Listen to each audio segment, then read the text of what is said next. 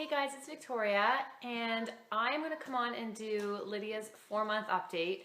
Unfortunately, I don't have her with me. She is sleeping, but I have a few minutes to do it, so I thought I'd better do it while I have the chance, because otherwise it might be another week. So I'm sorry it's so late, but I was waiting to take her to the doctor today. She was supposed to go on Friday, but they postponed her appointment because they didn't have a nurse in that day, I guess, which actually worked out well because we had Noah's preschool year-end party that afternoon. So if she had it in the doctor in the morning, she would have, like, her nap would have been mixed up, and then she wouldn't have gotten a nap in the afternoon, and she might have been fussy from her needles. So it actually worked out well.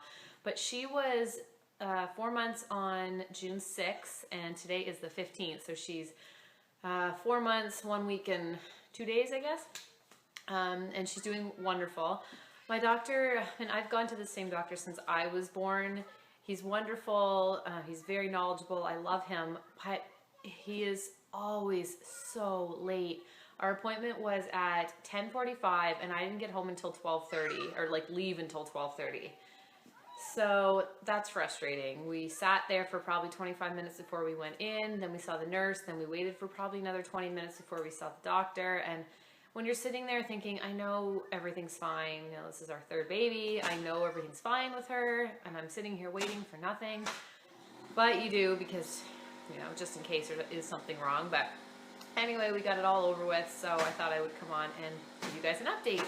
And I'll put some pictures in at the end so you can see what she looks like. She is so stinking cute, and she's just a little butterball. She's so chubby, and it's neat because my other two weren't very chubby, especially Alexandria. She was like a really skinny baby, and both of them are still tiny. So Lydia is like a little chubster, which is really cute. I just love her, like her big cheeks and her little like dimply legs, and she's just so cute. And she was making eyes at all of the people in the waiting room and smiling at the doctor. They just thought she was great. So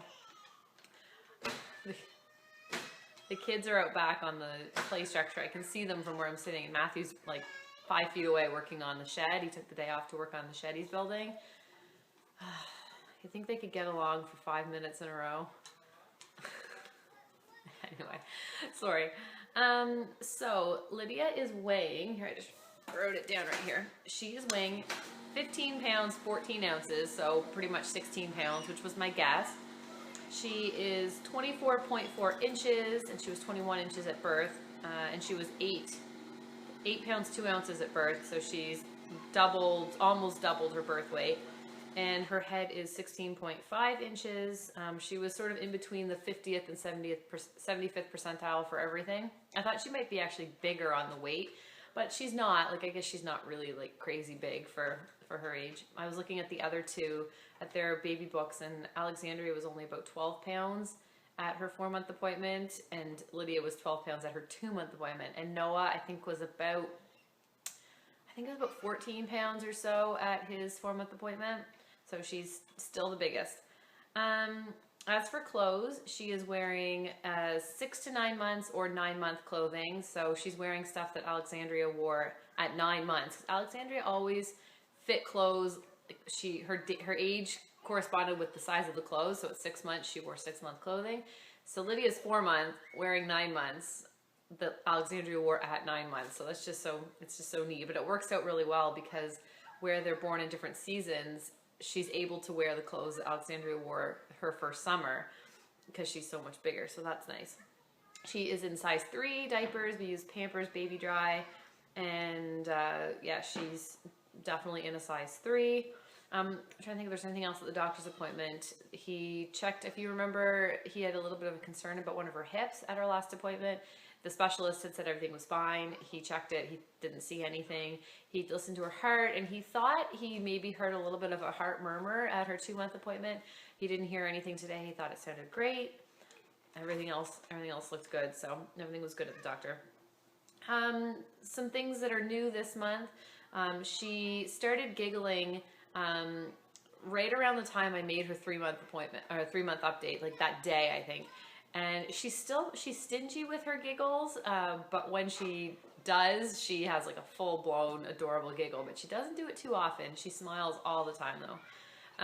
She went, hold on, I gotta let the dog in.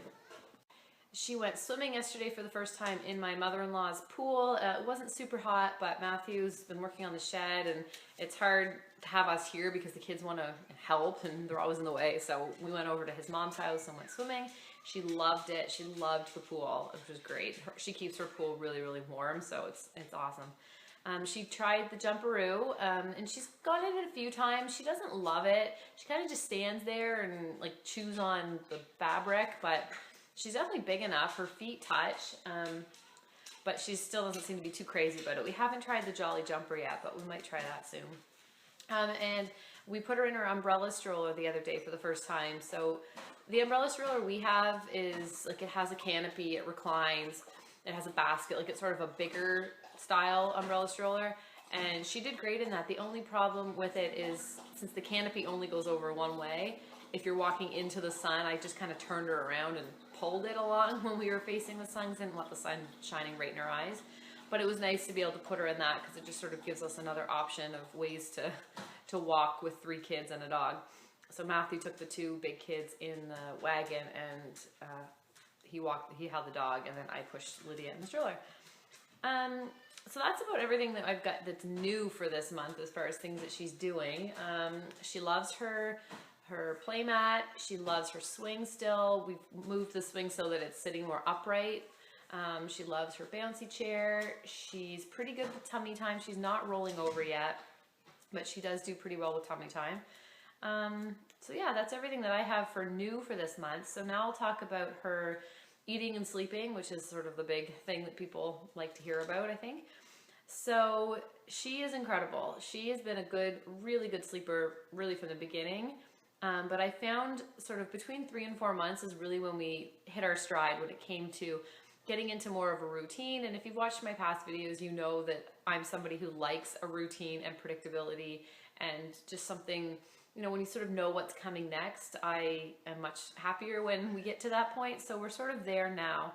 And I really give the credit to a girl in my Facebook baby group who suggested going from, or she said that her baby only took 4 bottles a day. And at that point, Lydia was taking 5 bottles a day. And it seems strange to me because both of my older 2 had 5, well, Noah was bottles, Alexandria was breastfed, but 5 times a day, both of them, until they weaned at a year.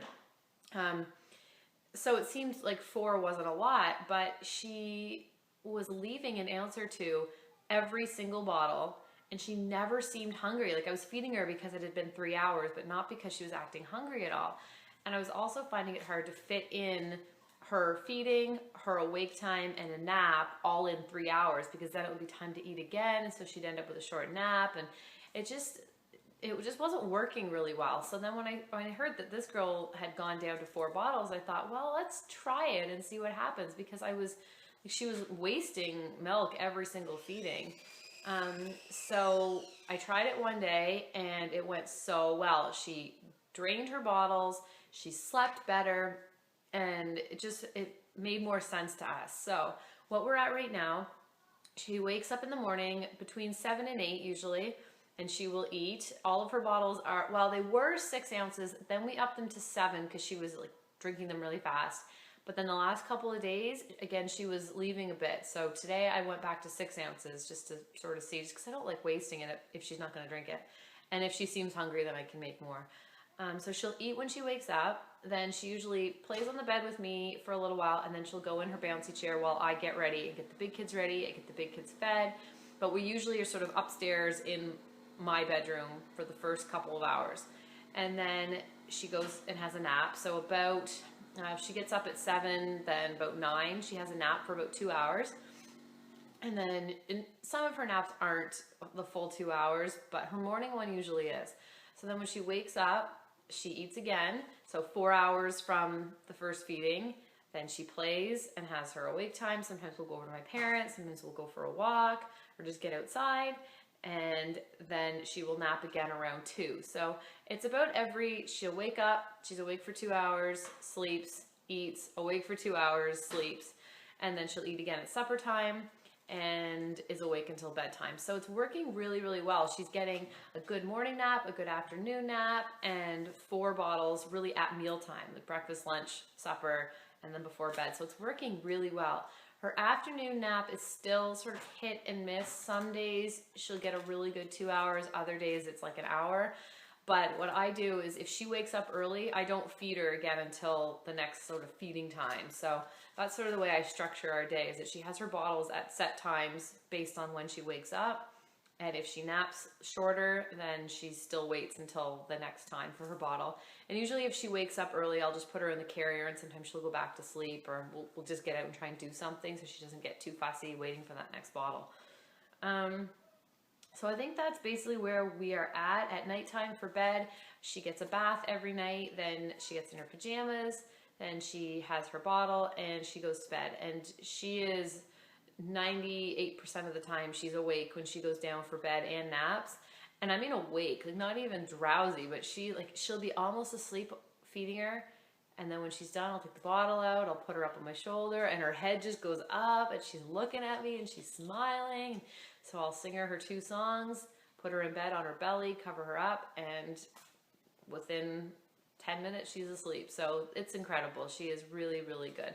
And I do have another vlog that I recorded a while ago about sleep and sort of how I feel that we got our children to be such good sleepers. And when I can get that edited, I will get that uploaded. But it was one I had to do in a few takes, so there's more editing time, I guess.